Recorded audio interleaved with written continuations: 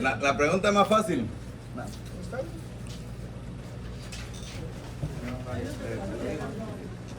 Función de la válvula. ¿Qué es estenosis? Resultado de la obstrucción del flujo sanguíneo. Sí, no, disfunción es todo que no funciona bien. Obstrucción. Muy bien.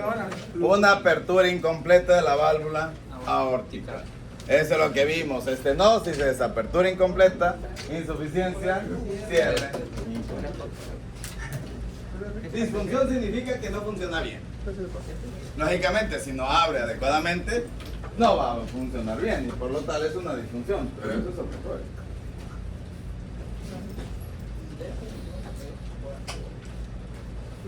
Muy bien. Ya, como tal. Como dicen los libros, o la literatura, es una condición progresiva y grave. Implica el estrechamiento de la válvula aórtica. Lógicamente, si no abre bien, va a estar estrecho. Falta de Se nota su gran presencia.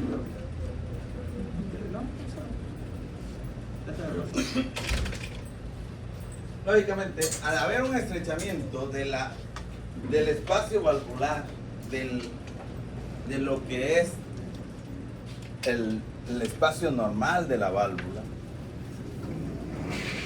va a haber una obstrucción, lógicamente, al flujo sanguíneo. Y lógicamente va a ser del ventrículo izquierdo porque la válvula aórtica es la que está entre la aorta y el ventrículo izquierdo. Sería lógico que estuviera del lado derecho.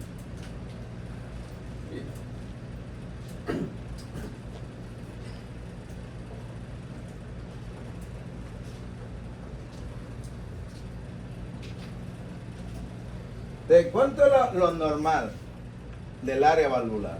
Esto es lo normal. 3 a 4 centímetros. 3 a 4 centímetros. Imagínense que esta es la válvula. Y entonces el espacio, el área valvular sería todo esto. ¿Dónde? O sea, se puede estrechar, puede quedar estrechado de acá arriba, de abajo, de los lados. Y se va a reducir el estrechamiento, el no abrir completamente, se reduce el espacio, el área valvular y por lo tal se va a dificultar la salida de sangre. Sí.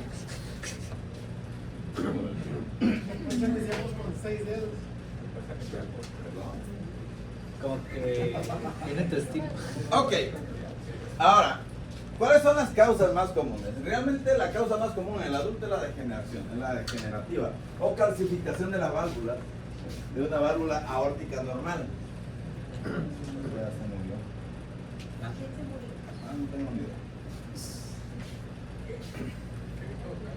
Muy bien, el envejecimiento de la válvula o la calcificación de una válvula normal, que tiene 3 válvulas, es la causa más común en adultos. Sin embargo, la que es la válvula bicúspide, que es una alteración genética, es una de las segundas causas.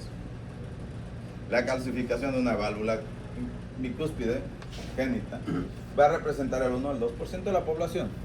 Y esa 1 o 2% de población que tiene este tipo de válvula puede llegar también a calcificarse o tener un problema de mala apertura de la válvula.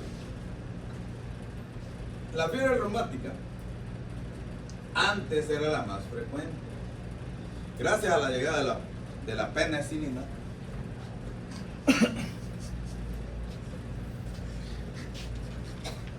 ya se redujo ese porcentaje. Muchas gracias, gracias. Muy bien.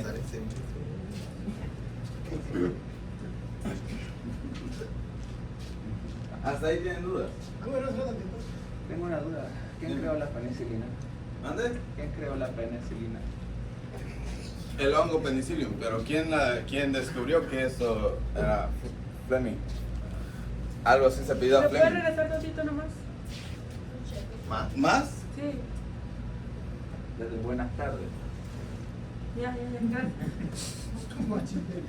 ¿Quieres saber el tema? ¿Ahí? No, ya. Además. Está muy bonita su diapositiva, ¿eh? ¿De qué página del libro se basó? Esa la hizo la inteligencia artificial. No, yo no me he dado cuenta. Todos son iguales. Si usted cree que yo lo voy a andar mintiendo, no, Se parecen a las de ella, pues. Son como las de Geraldo. Geraldo las hizo muy bien. Ahora, la inteligencia artificial le va a poner los temas de acuerdo a lo que le pida y cómo se lo pida, ¿no? Sí, Geraldo nos pide así. Entre más específico sea, mejor será. Así que deben de saber qué es lo que le van a solicitar. Ok, ¿cuáles son los factores de riesgo? Aquí está. Tabaquismo, hipertensión, hipercolesterolemia, diabetes y ser del sexo masculino. Es por eso que muchos ya se están cambiando. No conviene. No conviene ese sexo. Martín va por buen camino. Voy a llegar. Por eso no tengo riesgo que le va a contar. Habla desde la experiencia, güey. Desde la experiencia. Ok. ¿Cuál es la fisiopatología? Vamos a hablar solamente de lo que es el envejecimiento. El envejecimiento va a hacer que dentro de lo que son las células valvulares, o sea, del tejido valvular, perdón, del tejido conectivo, empiece a acumularse hidroxiapatita.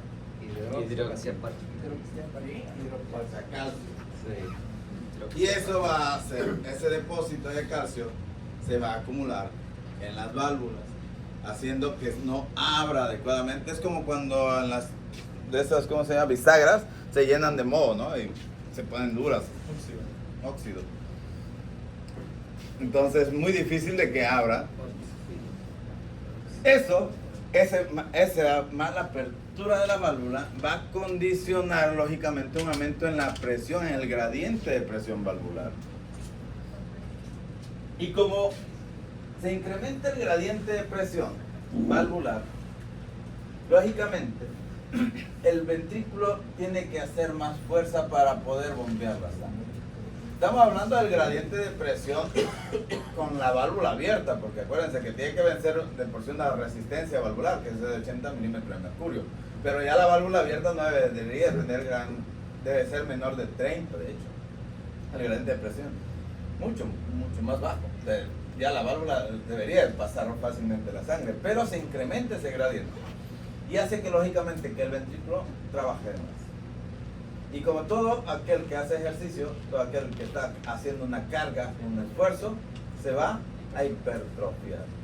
Y en las mujeres hace una hipertrofia concéntrica, que quiere decir que se engruesa pero hacia adentro. Y en los hombres hace una hipertrofia excéntrica, se hipertrofia pero hacia afuera. Y el ventrículo se dilata en los hombres. Ahora, en los dos va a producirse afectación, va a haber un problema. ¿Por qué? Porque si se hace una hipertrofia concéntrica, o sea, hacia adentro, la cantidad de sangre que le va a llegar va a ser menor a la normal. O sea, se va a reducir el área donde se encuentra de apertura del ventrículo y lógicamente va a entrar menos sangre. Pero si se hace excéntrica y se dilata el ventrículo, pierde fuerza de contracción, disminuye la fuerza de contracción. Y entonces se llena bien o se llena hasta de más, pero no tiene la fuerza suficiente para vencer ese gradiente de presión que ya de por sí tiene. Y entonces, lógicamente, esa hipertrofia, esa disminución de la fuerza de contracción o esa disminución del volumen me va a producir una disminución del gasto cardíaco. ¿Y qué es la disminución del gasto cardíaco? Insuficiencia cardíaca. ¿Va a pasar sus diapos? Sí. Hipoperfusión de los No está tan difícil de entender la fisiopatología. Muy bien. Entonces seguimos. Esa es la triada normal. Si ustedes le preguntan, ¿cuál es la triada de la estenosis aórtica? Es síncope, angina y aquí dice. Veamos, ¿por qué 5?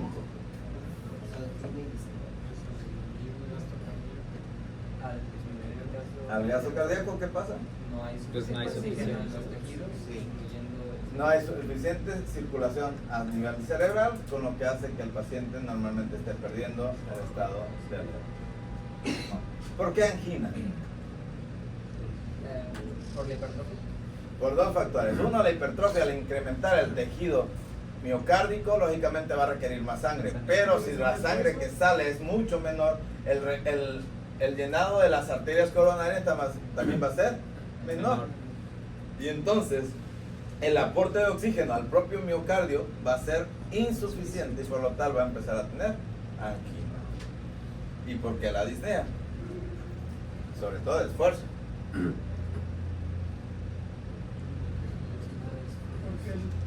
Por el gasto cardíaco disminuido que no le lleva oxígeno a los tejidos. Y entonces el paciente va a sentir como que necesita más oxígeno, más aire para que pueda. Luego viene la exploración física. ¿Qué vamos a encontrar? Un soplo sistólico, creciendo, increciendo, que se irradia hacia cuello y que va a producir este fenómeno, se llama fenómeno de Gaya-Bardin. El fenómeno de Gaya-Bardin consiste en que ese soplo se irradia al ápex. O sea, ustedes colocan el espectro en la foco aórtico y escuchan el soplo, se irradia hacia acá. Y cuando lo ponen en el ápex, en esta parte, en la parte de acá, no en el foco mitral, sino por más abajo del foco mitral, van a escuchar ese soplo, pero con un tono más musical, pero más rudo. Soplo sistólico. Es un soplo rudo, áspero, como si estuvieran raspando piel o cuero. Ahorita lo vamos a escuchar. No viene ahí, pero vamos. Hay un desplazamiento máximo del punto máximo de impulso. Un S4 con desdoblamiento del segundo ruido cardíaco. ¿Por qué se hace el desdoblamiento del segundo ruido cardíaco? El soplo tú dijo que era que aumenta y disminuye. ¿Ah? Crece y decrece. ¿Por qué se oye un desdoblamiento del segundo ruido cardíaco? ¿Por qué se escucha tac, tac, tac, tac, tac, tac, tac? ¿Por qué se escucha así o tac, tac, tac, tac? Porque el cierre de la válvula estrecha se va a retardar en relación a la pulmonar y por eso puede haber segundo ruido cardíaco desdoblado. Por eso se llama desdoblamiento paradójico. Ahora, vamos a tener un pulso parvus y tardo. Si ustedes tocan la arteria carótida, van a sentir que tarda más en llegar, se siente el latido y tarda más en llegarle la sangre. Por eso se llama tardus. Se escucha el latido y tarda en llegar acá. Y parvus se siente débil. En vez de sentirse normal, se siente retardado y débil. Tardus and parvus. Et parvus. Tardus porque tarda, parvus porque es débil. ¿Puedes repetir lo del pulso, por favor? Que si tú lo tocas y estás escuchando el corazón, vas a escuchar el latido, el ruido cardíaco, pero acá vas a sentir tarde el impulso. No vas a sentirlo como 2 minutos después, sino que sí va a tardar un poquito. Para eso es necesario saberlo hacer, porque si no, o estar familiarizado con eso. Sí, para eso, para que ustedes entiendan, tóquense el pulso y sientan el corazón y van a ver que se siente al mismo tiempo. Tac, tac, tac, tac, tac. Si ustedes escuchan tac y después lo sienten, tac, tac, ya tenemos un tardus. Y si lo sienten débil, tenemos tac, tac, parvus y tardus y parvus. El parvus. ¿Ok? El parvus. El parvus. Es que es latín. Ah, ok. De hecho, el latín es más difícil de hablar porque es una lengua muerta. Entonces se debería hablar sin mover la lengua. O sin estar vivo.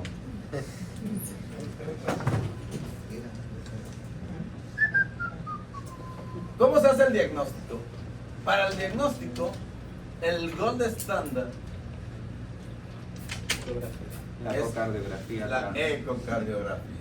Debería ser transesofágica. Pero es Y más lo fácil mejor tras- es que nos ayuda a clasificar la estenosis. Este es el área valvular y este es el gradiente de presión que genera. Si leve, cuando el área valvular, a pesar del estrechamiento, es mayor de 1.5 y la presión del gradiente de presión es menor de 25 milímetros de mercurio.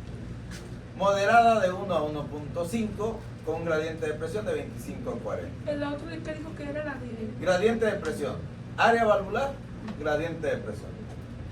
¿Ok? Grave cuando es menor de 1 con un gradiente de presión de mayor de 40. Pero muy grave o severa, menor de 0.6 con un gradiente de presión de 60.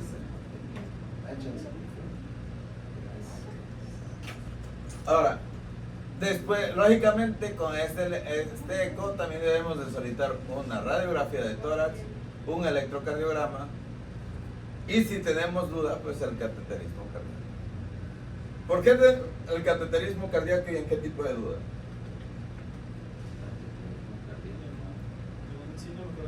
Muy bien, porque si yo tengo un paciente que tiene angina, debo de saber si la angina es causada por un síndrome coronario o solamente la valvulopatía. ¿Ok?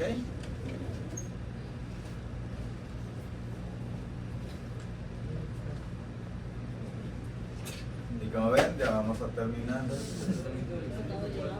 Digo, el diagnóstico de elección, electrocardiograma. No, ecocardiografía. Eso de tratamiento. Es que el tratamiento en sí, lo que es los temas de valvulopatías como tal, viene mucho ahí en el libro, pero realmente no nos dice mucho, porque habla más acerca de lo que es el ecocardiograma, o sea, empieza a nombrar un montón de cosas de ecocardiografía. Pero realmente nosotros pues no vamos a estar haciendo ecocardiografía. Ustedes como médicos al internado lo que más importa es que sepan identificar el soplo, aprendan a identificar en quiénes son los que pueden tener ese tipo de problema. Lógicamente el tratamiento, hay un tratamiento médico, o sea médico, no quirúrgico, médico para una valvulopatía. No hay ningún medicamento que le vaya a quitar la calcificación a una válvula, ni va a mejorar. Ojalá hubiera un aceitito que lo pusieran en la válvula y le permitiera la apertura mejor, pero no hay. El tratamiento de la valvulopatía es quirúrgica, ya sea por cateterismo, endoscopía o reemplazo valvular. O sea, le puedo hacer una valvulotomía o una apertura con balón de esa válvula, pero ahora lo voy a dejar con insuficiencia valvular, o bien le hago un recambio valvular, ya sea mecánica o protésica, biológica. Pero ¿cuál es el tratamiento médico entonces? Pues voy a tratar la insuficiencia cardíaca por mientras mi paciente se lleva tratamiento quirúrgico. Ahora, la gran mayoría al inicio de la valvulopatía es asintomático. ¿Cuándo voy a tratar? Cuando mi paciente empiece a presentar síntomas. Antes de los síntomas solamente es observación, es un tratamiento expectante y cambiarlo desde el estilo de vida del paciente. ¿Ok? ¿Cuándo voy a empezar a tratar? Cuando mi paciente ya empieza a presentar síncope, angina o empieza a presentar datos de disnea. En pocas palabras, cuando ya tenga insuficiencia cardíaca, dato de falla cardíaca. Bueno, tratamiento betabloqueadores. Ahí está, metoprolol, diurético, furosemida, estatina. Y vamos a tratar enalapril, en los inhibidores de la ¿Y anticoagulante? Claro, vamos a dar anticoagulante, pero primero vamos a sacar el riesgo de coagulación. Y a todo paciente con valvulopatía hay que dar anticoagulantes orales. ¿Cuáles vamos a utilizar? Podemos utilizar los inhibidores de la vitamina K o los nuevos, llamados nuevos anticoagulantes, NACO. Los NACO. Profe, perdón, dijo que el tratamiento quirúrgico era cateterismo, valvulopatía y qué cosa. Tratamiento quirúrgico. Eso. Anda, Epixaban, Rivaroxaban, cualquiera de esos NACO. Es que así se llaman NACO. Anaco. Pero ya cuando me dicen, ¿eres NACO? Me siento contento y hasta me lleno de orgullo porque soy un nuevo anticoagulante. O sea, ya rebasé los de la vitamina K.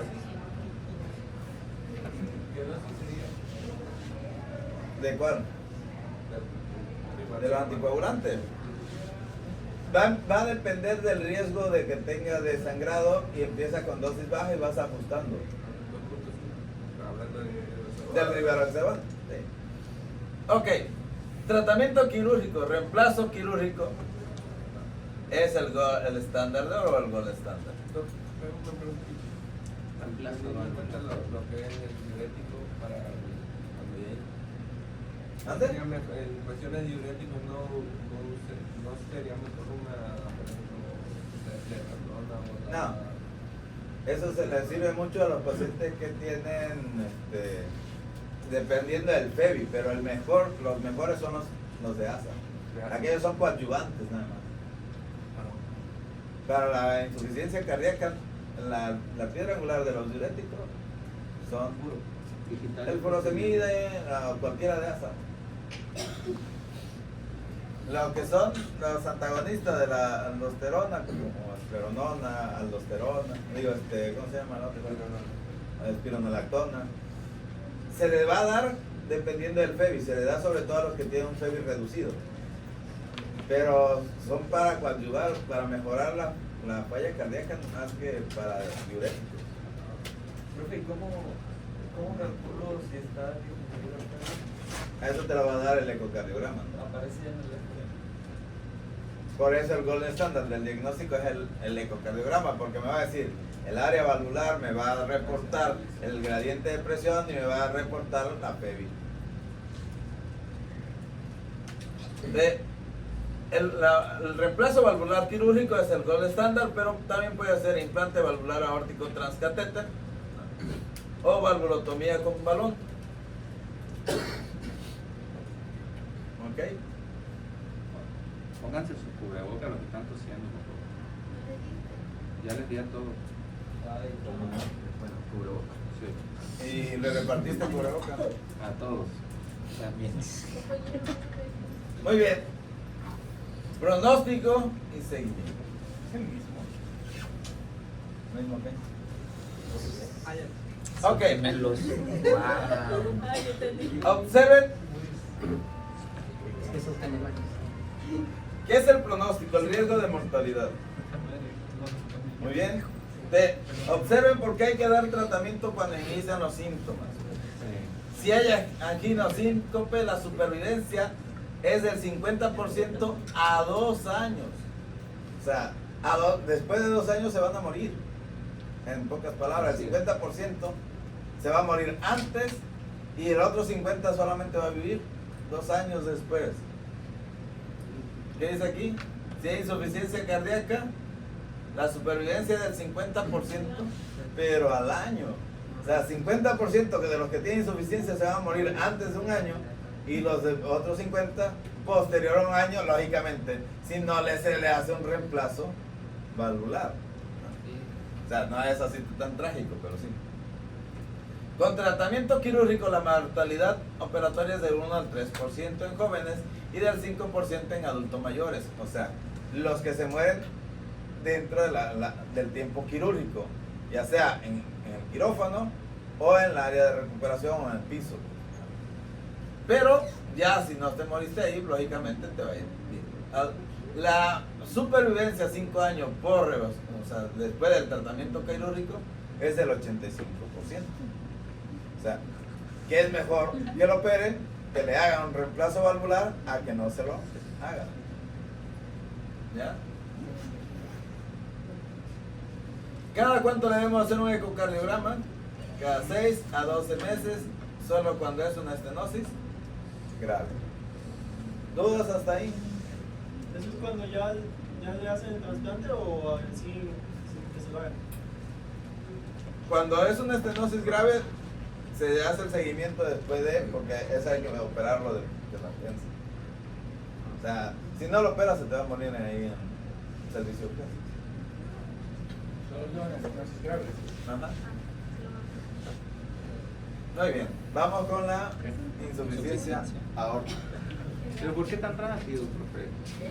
Es que así soy. Vámonos con calma. Lo mismo me han dicho varias veces. Es el más rápido de todo esto. Es ética, De hecho, es más común la estenosis. Hacemos